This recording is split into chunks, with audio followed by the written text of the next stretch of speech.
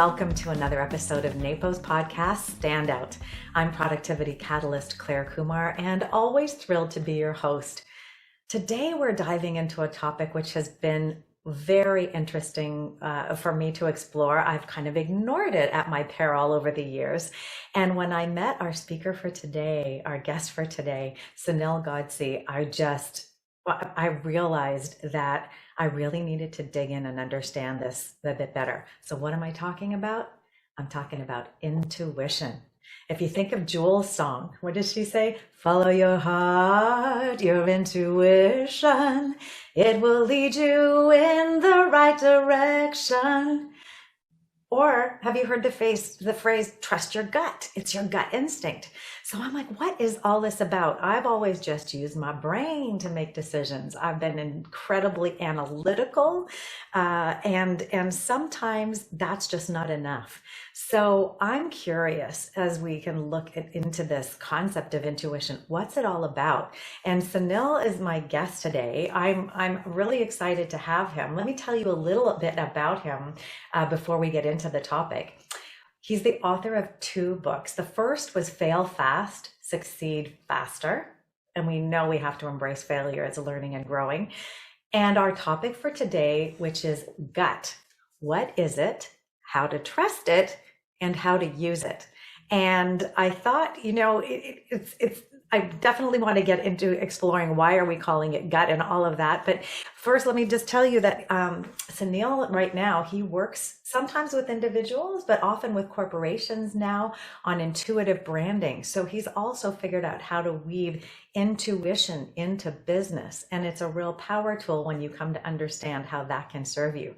So I'm inviting all of you organizing and productivity professionals, and perhaps those of you who are thinking about this as a profession, maybe there's a gut instinct coming up for you, and maybe you'll know a little bit more if you can tune into that.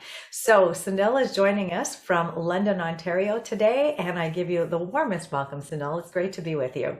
Thank you, Claire. I'm looking so forward to this interview and so excited to hop on board and hopefully drop some knowledge bombs on this thing called intuition, which we should be listening to every single time we get an intuitive signal. I'll talk about that in the podcast as to what that is and how we can make the right decision as entrepreneurs or in our personal life using this subconscious phenomenon called intuition.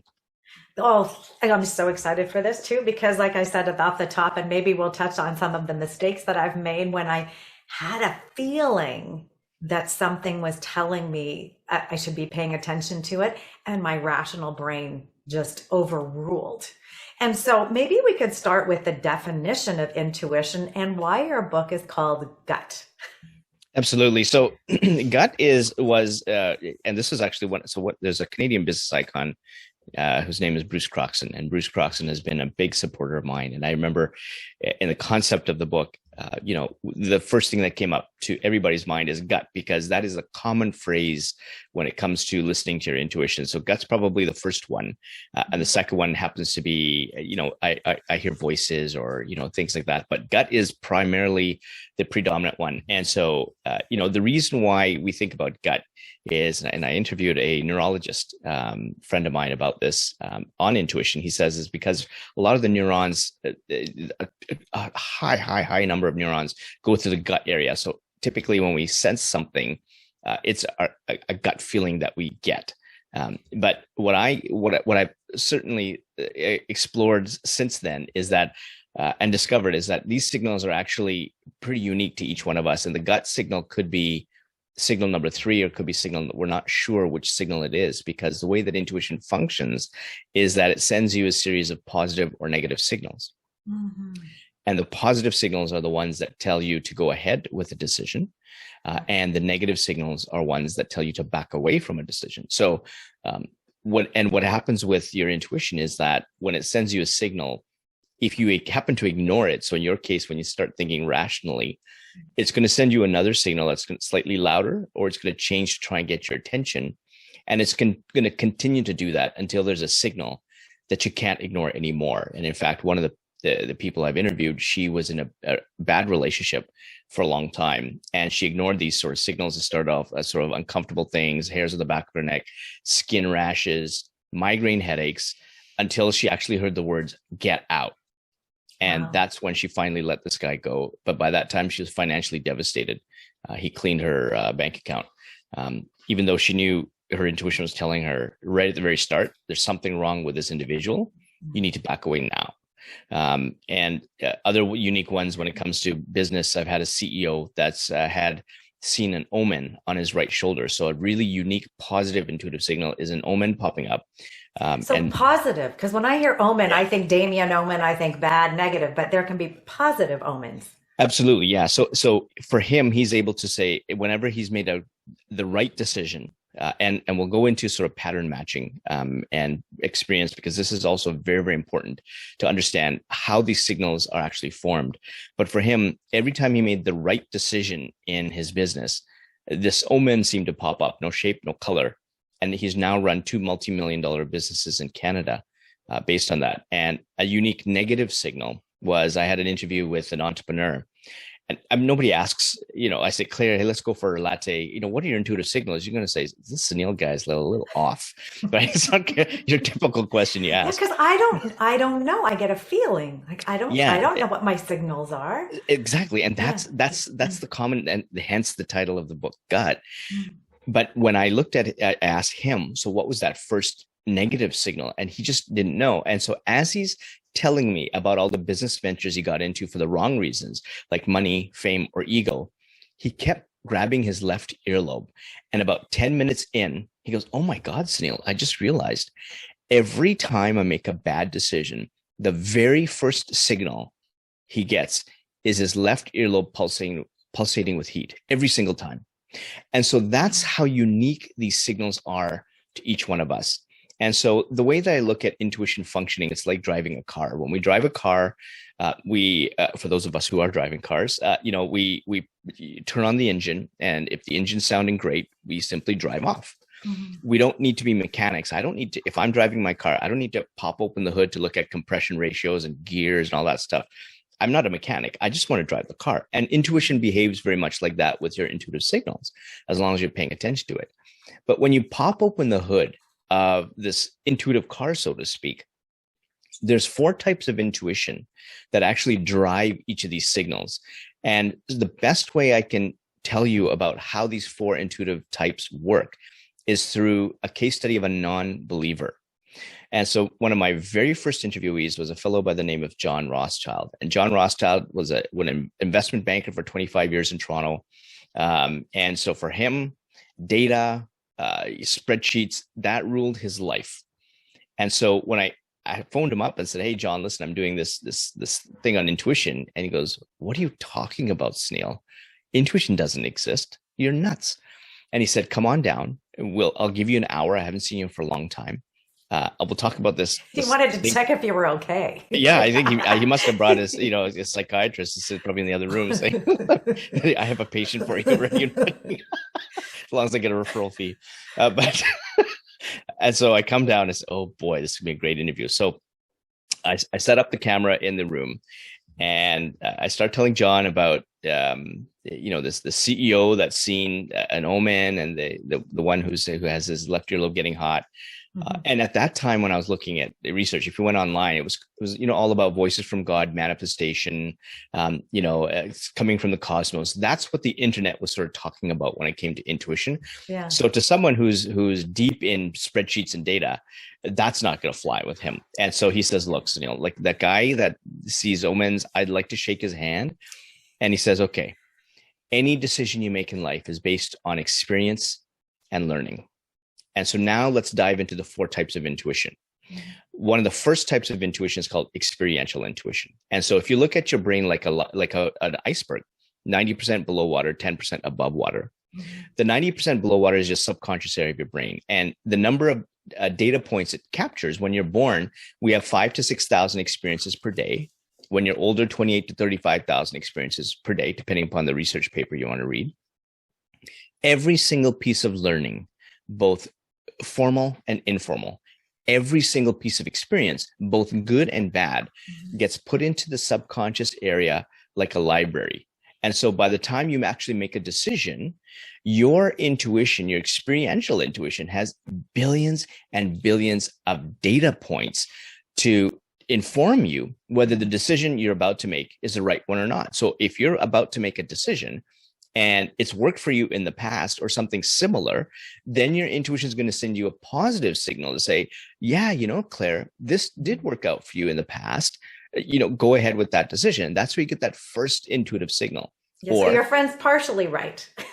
Partially, absolutely. Experience plays a part. Absolutely. And then the other one is the negative signal. So if you're making a decision that didn't work out for you or someone else in the past, and so your intuitive signal is going to say, hey, Sunil, listen, that's not a great decision because this didn't happen.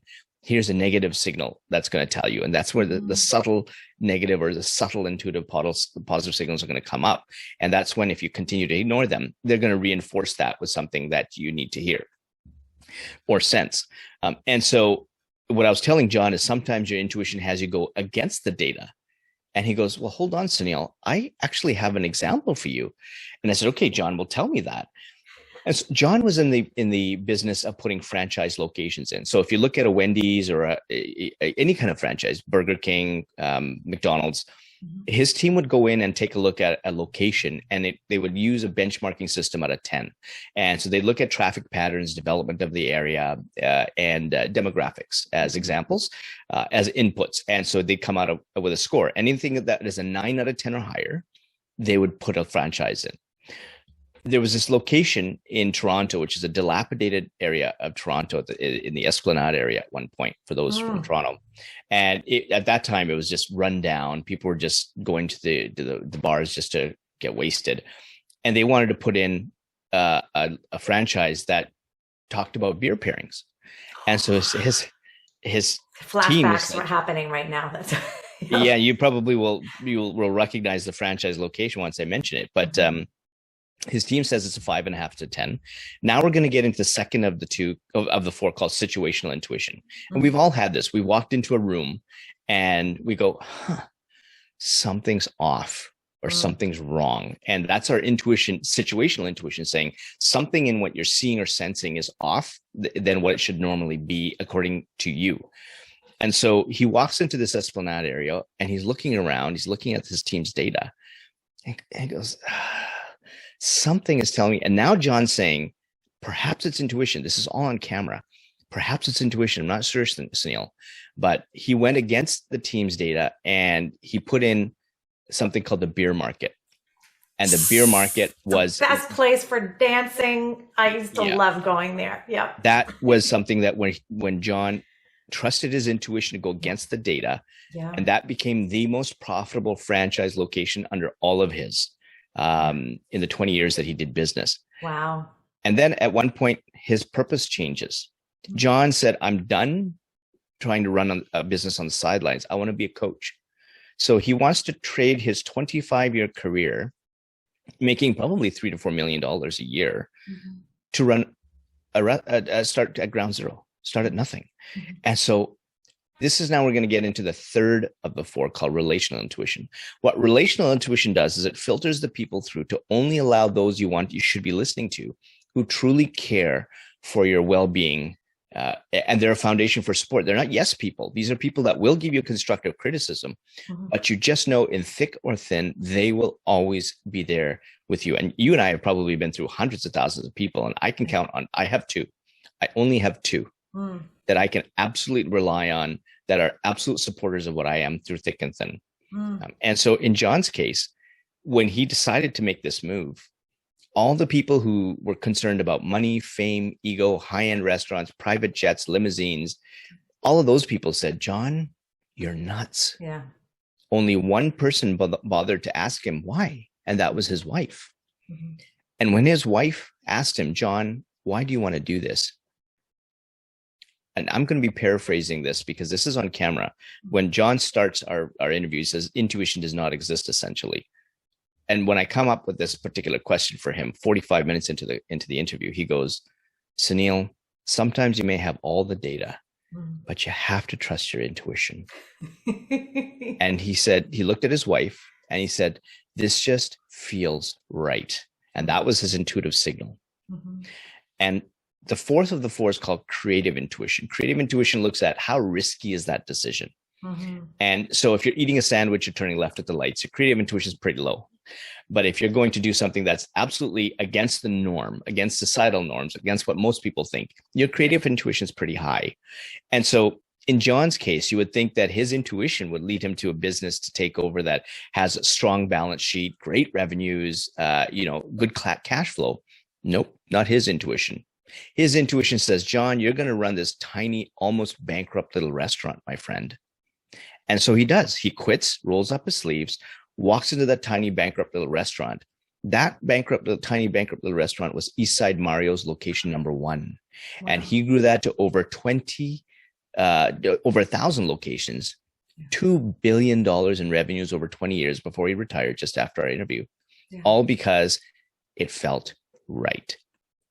And that's the power of intuition and the signals, and how much it's so jam-packed with so much information that when you go against it, you're really betting against that idea that your intuition is telling you is the right decision to make. It makes me think of actually Gabor Mate's book, When the Body Says No, when you're talking about these signals. Yep.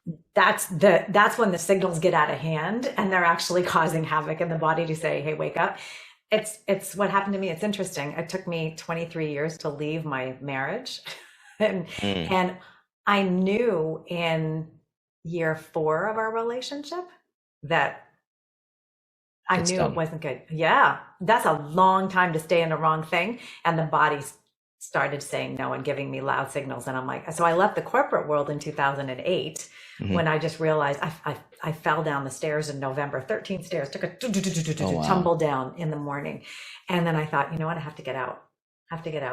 And I left my marriage. And here's another thing that happened. And this is maybe the subconscious speaking. I don't know where dreams play a part, but I had a leader when I was very young, and he was making inappropriate comments repeatedly. And one night he showed up in a dream, and I was so upset that he had invaded my psyche, and that's when I went to HR, because I was like, you don't get to live here. Yeah, absolutely. Yeah. And it all depends. It all depends how far you want to take, how much you believe. Like there's manifestation, there's dreams, there's coming from the cosmos. And when I looked at the science of intuition, because if you look at my book, Gut is just riddled with a lot of science in there.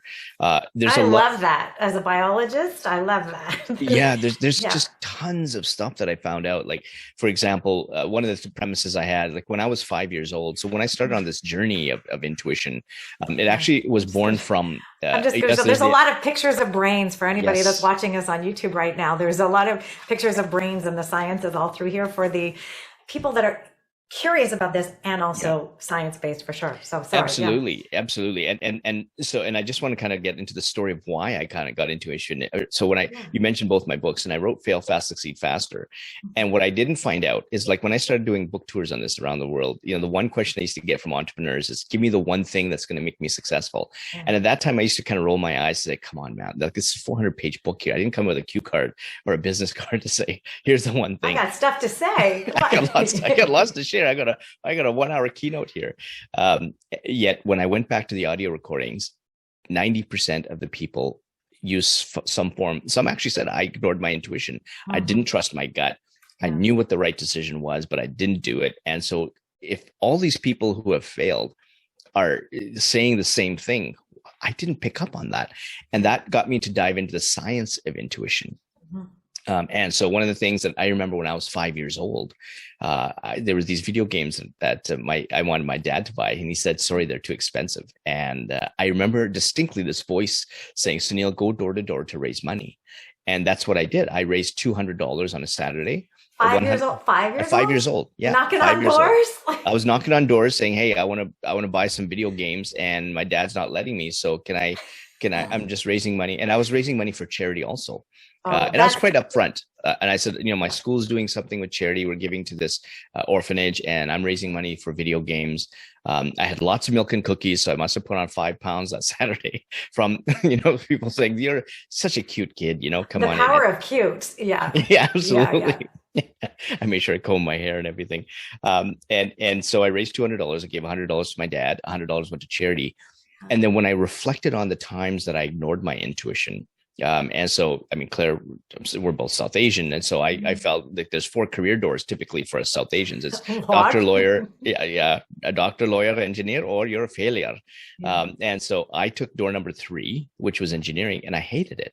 But I fell into the trap of societal norms. I fell into the trap of listening to the values and opinions of other people who might have been meaningful. Like my parents, I'm sure they meant well, but they weren't really concerned about what I wanted. It was about what the East Indian community wanted, how it looked to them when they told what their son was doing. They wanted to be proud. They want to be proud from the judgment of others. Right. They did not want to be proud that my son did what he wanted to do. And because when that happens, generally you become successful. Yeah. And so, you know what, just on that thought, it's so interesting because the power of the cultural norms are so strong that even though my parents were 100% behind all of us choosing what we wanted to do, that pressure still made me feel like I should be a doctor right. And I went to biology thinking pre-med, quickly figured out that wasn't going to happen. But it is a strong societal pressure. So coming back to your story and this motivation, where does our motivation come from? Absolutely. And when you start getting influenced by other people, this is when you start making the wrong decisions. So I ended up in civil engineering, and I practiced for 3 years, but I just really hated it. And I remember in year 2, I got an opportunity to be a part investor with a Mexican restaurant chain. And so I ended up becoming a part investor. And pretty soon in 1 year, I was making 5 times more in dividends, sitting on the sidelines than I was making a full-time engineer. And so I quit in year 3. I lost my relationship with my dad. Wow. Yeah. That started my entrepreneurial career. And over the next number of years, I grew 5 or 6 ventures to about 20 million in revenues, because of this thing called trust that we need to have in business, which is what we'll get into. Yes. But the time that I remember that I ignored my intuition, and it was probably the most devastating, was I remember I was doing some coaching, personal coaching in engineering, and a friend of mine reached out to me to get some help. She was being stalked at the time.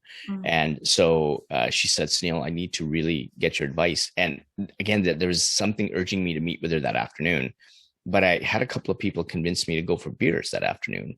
And they said, come on, Sunil, let's go for beers. And so even though my intuition was telling me meet with her that afternoon, I said, do you mind if we meet a couple of days later? And like a good friend, she said, sure, no problem.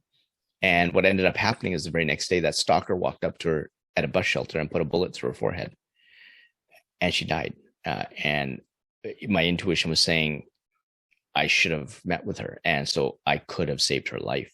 So when I started reflecting on these types of things, I really needed to figure out what intuition was. And if I heard intuition when I was 5, perhaps I was born with intuition.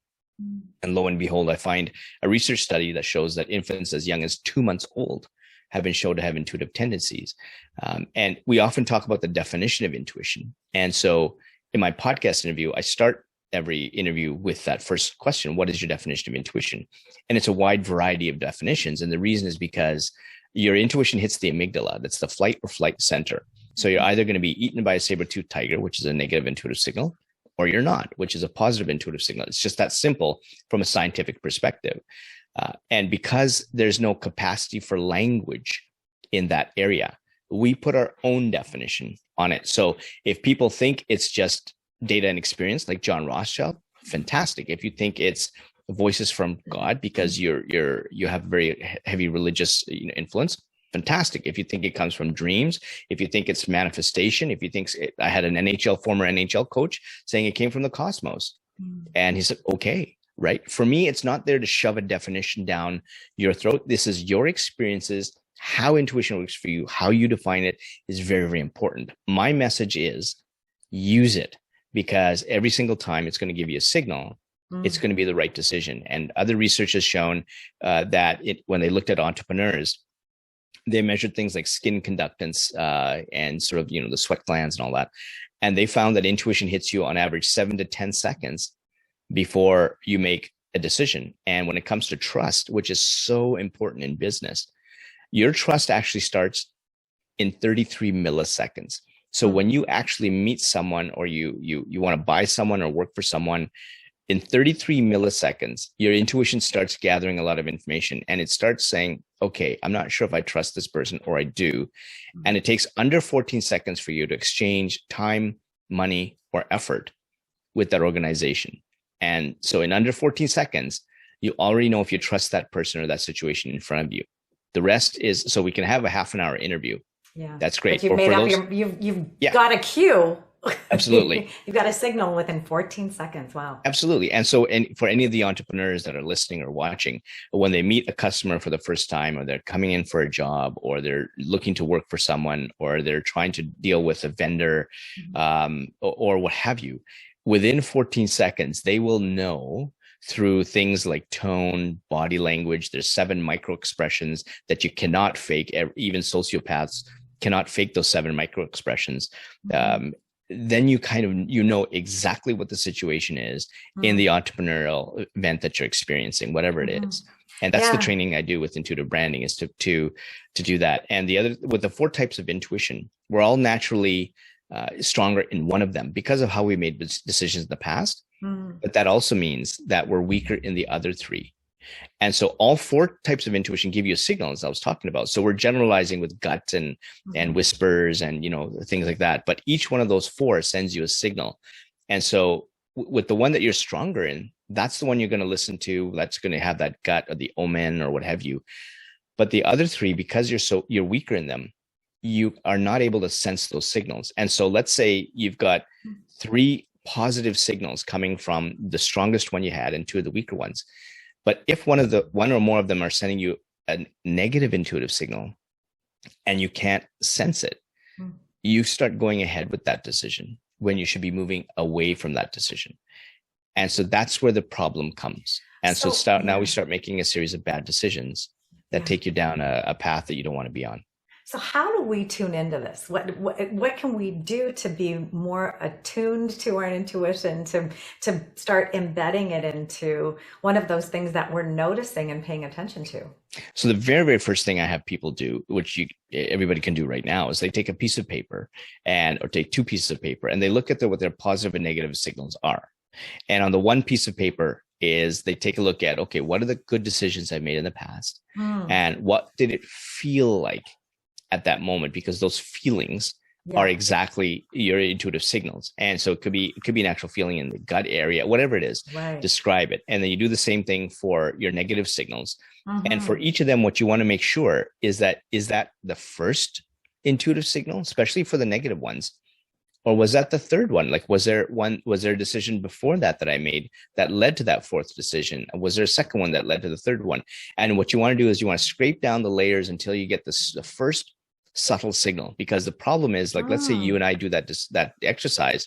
Let's say, Claire, you're really good at doing that homework and I'm not. Let's say I'm lazy. And so for you, that gut feeling, let's say, is signal number 1. And for me, that gut feeling is signal number 3, for argument's sake. And so let's say we get together for coffee, and then you say, oh yeah, the gut feeling was signal number 1 for me. And of course, I didn't do my homework. I say, oh yeah, same for me. Right. In my situation, if I get that gut feeling again, because I haven't done the homework to figure out what signal number 1 or number 2 is, I've missed 2 signals, which means I made 2 bad decisions. You're further down the road. Absolutely. And so that bad decision could be that I just simply stubbed my toe on the wall, or my business is headed towards bankruptcy. Yeah, I know as organizers going into people's homes that there are many times where we get a feeling like, I don't know if I should be going to this person's home. We do things to protect ourselves and have backup numbers and checks and so on. But I know this is top of mind for people. So I'm urging the listeners to really think hard about reflecting on the situations that have gone well for you and the negative ones, so you can make your signal assessment, if you will. Absolutely. And even if you're going in to clean or to organize, the situational intuition is also going to pick up on what's disorganized, because what is disorganized is a window into how that person behaves, what that person's personality is, and values. Their values. And it's because it's what they surround themselves with. What are they trying to show people? What aren't they showing people? And you can quickly get a story just on what they place around their houses, their rooms. If they're just naturally messy, You'll see that consistently throughout their apartment, their house, or their office, which is fine. That's a great baseline. But if the most of it is, say, really neat, and then their working area is very messy, why? And this is where your intuition is going to come in to say, okay, this is something that should be a little bit, and I'm sure everybody's picked up on this, because you'll be subconsciously, your eyes are crossing, this is odd, or that's odd, but we're not picking up on formally saying, my intuition is saying something's odd. I better pay attention to this. Now, it doesn't mean that you have to back away. It could mean that you just have to be careful, or you have to have some kind of explanation internally to say, why is my intuition giving me a red flag here? Why is there a signal? And so that's what you got to pick up on. And again, you can confirm that with conversations with the other person, watch the micro expressions. And so now this is the work that I do. And so I teach people in business about the micro expressions, about the 4 types. I normalize the 4 types or optimize them so that they can listen to all the signals coming from all of them. And then they use that as a baseline for every decision they make, because it's then critical. And so in your case, for example, when you're very rational, and then the other swing is you're very emotional when it comes to making business decisions or decisions in life. Putting it down when you have these 4 boxes of the 4 types of intuition gives you a very balanced decision to say, okay, what's my experience in learning saying? What's the signal with this in this decision? What's the situation? What's the people? And how risky is this decision? What are the signals coming from all 4? And so you can take a look at every decision you make in business, well balanced that way. And if you get a negative signal, it doesn't necessarily mean you have to back away from that decision. You may need more information. So perhaps you need to investigate more, you talk to a mentor, get more data, whatever it is. And if it still doesn't turn into a positive signal, then you truly have to back away from that business decision. And that's the training I do. So it's so interesting, because I can think of several examples where I had relationship signals, and I did not listen to them. And they led me to bad business partnerships, a bad hire. And it's like, why am I rooting for an underdog? What's going on with me that I'm like really trying to will this relationship to be something that's great when it's not? So there's some learning and saying, why am I dismissing that? What's that about? Absolutely. And you can also catch people where they're trying to say something, but they act different, right? And with your intuition, 33 milliseconds to 14 seconds, it's always on. So it's always watching. So even when you're in a relationship, like you mentioned, 4 years in, something was off. You can have a really great relationship to start, even in business or in your personal life. But if something happens in the other person's life, like his or her values change, they're up to something, and that change in values is too far apart from you agreeing, like there's nobody's perfect. Everybody's going to be different. My wife and I have differing values in certain areas, but they're tolerable, right? And so that's why we're still married. But in areas where the values are so vastly different that your intuition is going to say this is way too off base, then it's going to start giving you warning signals. And so it could happen 10 years in a relationship. You can have a really good 10-year ride because the values are great, but then something changes in one person's life that the intuition starts giving they'll give it a second chance. But when it starts seeing a pattern of behavior or things that's out of the ordinary, then it's going to start sending you some warning signals. And there are often stories I hear of people who've found someone who's cheating, or they're just lost interest in the relationship, or they got into financial issues, but they're manifested in sort of very deceptive behaviors that the intuition has picked up on. So there's a sudden change in behavior where somebody wants to spend more time with another group of people, and that's great, but there's no real logical tie or rational tie as to why, right? And so why all of a sudden? And so your intuition is always going to take a look at that, and then start sending you some warning signals to say, you need a little bit more information. And if you need to back off. And unfortunately, what happens is we start looking at the sunk cost. I've already put so much time, maybe we'll make it work. Maybe there's something wrong with me. I'm being overburdened. And in some cases, they'll tell you, you're nuts, you're wrong. And you'll take that and say, little gaslighting going on. Lots of gaslighting. And so that's their mechanism to kind of fend you off. And they're looking at your micro expression. They may not realize it, but when they see you kind of backing away, it's like, okay, if I continue to say this, Mhm. he or she is going to back off. So I'm going to continue to do that, and use that pattern of gaslighting until, that's going to run out really quickly, because even that deceptive behavior will be picked up in other ways. Even though this person's gaslighting and saying things, the Mhm. behaviors are going to be way different, and the pattern of behavior is going to be different. And that's what your intuition picks up on. So Mhm. somebody can try and lie to you as much as they want. But remember, we got 4 types of intuition that are all working together with their various signals saying, nice try, but it's not going to fly Right? with me. Well, and you talk as well about intuitive drivers and Yep. those, values and our sense of purpose and our personal mission. Yep. So there's something to be said for being so in touch with what those are, and I think that's a missing in a lot of cases. So we might Yep. have these intuitive signals, but we know something's out of alignment. But unless we've really articulated for ourselves what our values are, that's one of the first things I do with coaching clients is to get Absolutely. really clear on it, because you know you're off, but you don't even know quite where to go or what to head towards. Absolutely. And those values are very, very important in your personal life and even in business. I mean, what are those core values? Why did you start this business in the first place? Because Mhm. people are going to gravitate to that story. They want to also be associated with someone that has those kind of core values that drive. I mean, we want to be the best in customer service, or we want to be the cleanest person in town and all that. What Mhm. does that mean? That Yeah. does, everybody's got that tagline. You're not unique to that, right? I've got the best pizza place. I won millions of awards. But what does that mean to me? Because Yeah. when you look at that intuition, what drives someone to want to be with you is that there's a certain amount of emotional connection they need, and Mhm. that has to do with the values of why you started a business. Who are you as a person? What are you doing in life? And the right people will be attracted to you in your personal life when they see you being someone who you're true to yourself with. Yeah. And in business, when you have that purpose in your business, why are you doing that business? And then people get drawn to you. And Yeah, so I very, very so important. see the power of that, Yeah. especially in about the last year and a half.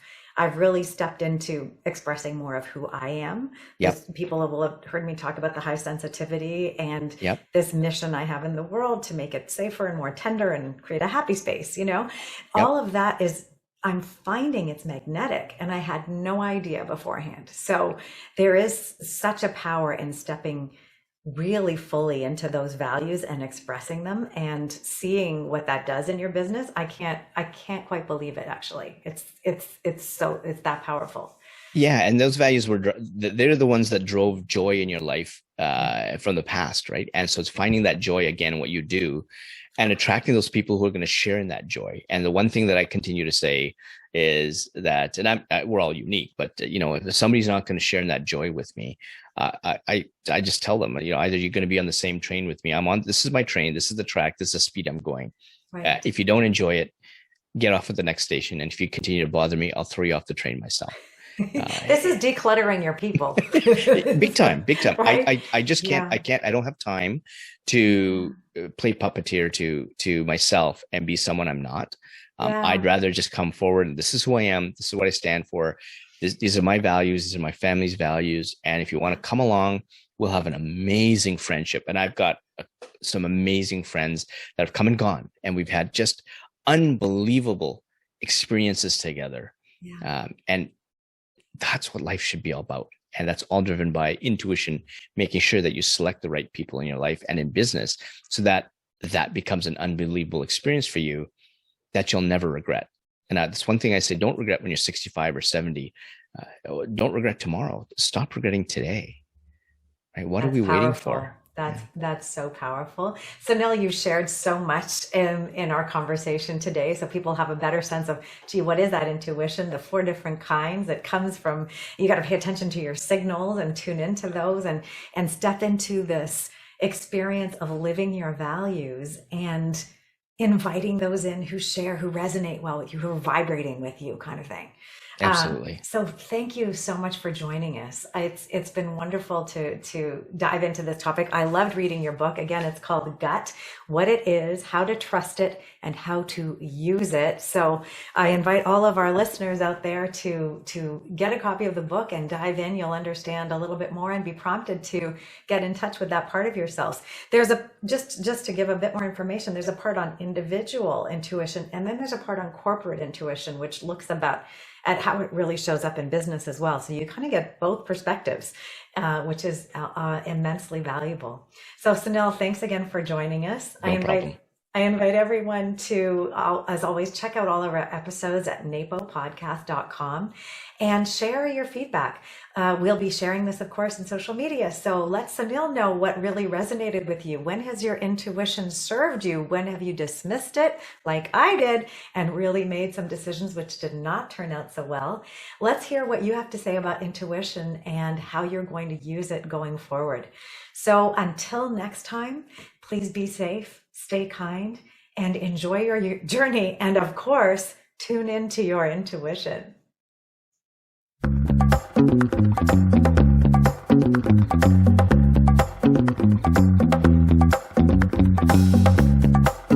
So Sunil, that was so riveting. I have one more question for you. You talk about the importance of intuition as it relates to opportunity cost. Can you tell us a little bit more about that? Absolutely. And the best way I can show you what happens when you don't listen to your intuition and experience something called opportunity cost is through a case study of a fellow by the name of Vin Jiang. Vin Jiang is an international speaker. He's a former magician. And back in 2016, he was making seven figures, speaking to 100,000 people on 80 stages around the world. Yeah, he was on top of the world. He's a firecracker. This guy, he's from amazing. Australia. He's just a bundle of energy and polish. Absolutely. Yes, and so everything from the outside world looked amazing. He was hobnobbing with the people you need to, downtown LA, brands galore. He was living a beautiful life, a beautiful extrinsic life. Internally, he was a wreck. And you were talking about working with people with their values. He was not living his values. And in 2016, his intuition got so loud that it finally said, you got to fix this. He goes to New Zealand and he takes a bunch of pens and crayons and stuff like that. And he starts putting up on the wall what his values, he thought his values were. And he looks at these pieces of paper and he says, wow, that's what my wife wants. That's what my manager wants. This is what my clients want. Where the heck is Vin? Wow. Where am I? And he takes these pieces of paper down and he finally puts up these pieces of paper of what his values were. And what he thought was going to be a cathartic exercise, what he thought was going to be a freeing exercise, was haunting. Because for the first time in his life ever, he started living life for himself. And so he comes away from that experience ready to change because his intuition has told him the direction he's going to go into.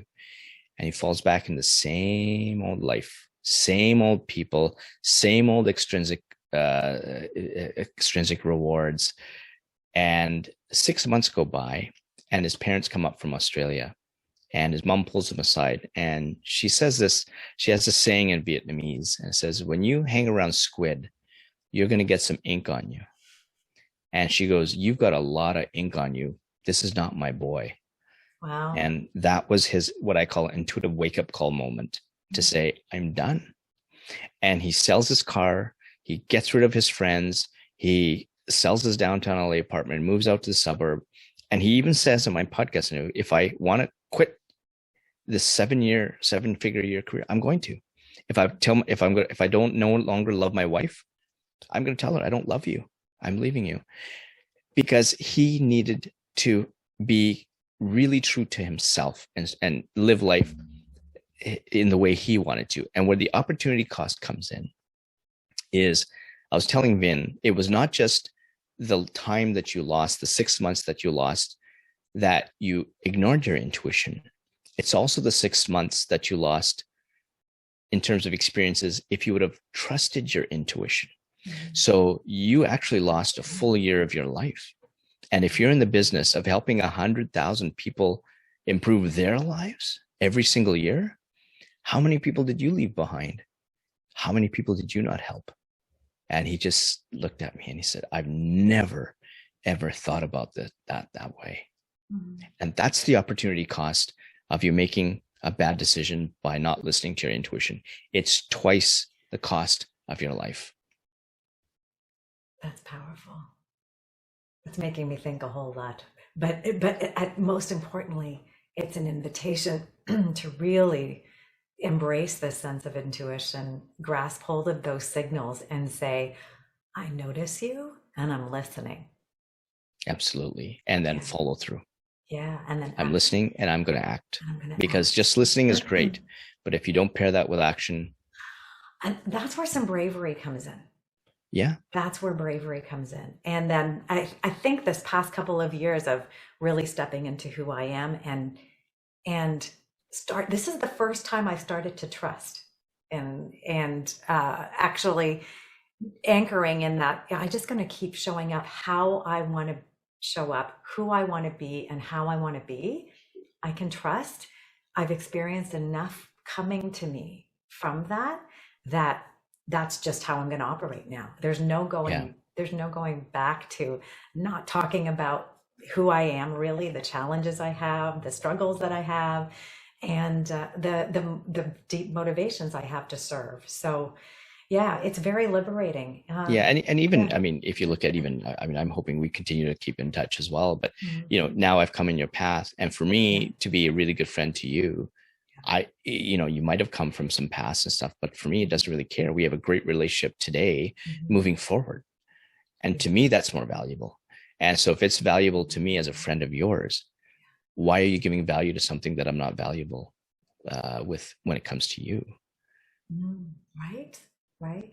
Oh, we're staying in touch, and we've discovered in our conversations that you're a fellow highly sensitive person, which was news to you. So we're going to set up an interview for my podcast, which is going to be coming out in April 2022. So that's pretty exciting. And yes, I'm excited. I'm thrilled to know you. And it was, I don't know if it was intuition or what, but as soon as I met you, I'm like, my ears perked up. And this was in a meeting of speakers. Yep. And I was like, and I just paid attention right away. I'm like, I need to pay attention to this. So I'm excited to see what evolves in our friendship and going forward. Thank you so much. Yeah. All right. Be well. Take care. And thanks so much again for joining us. Thank you.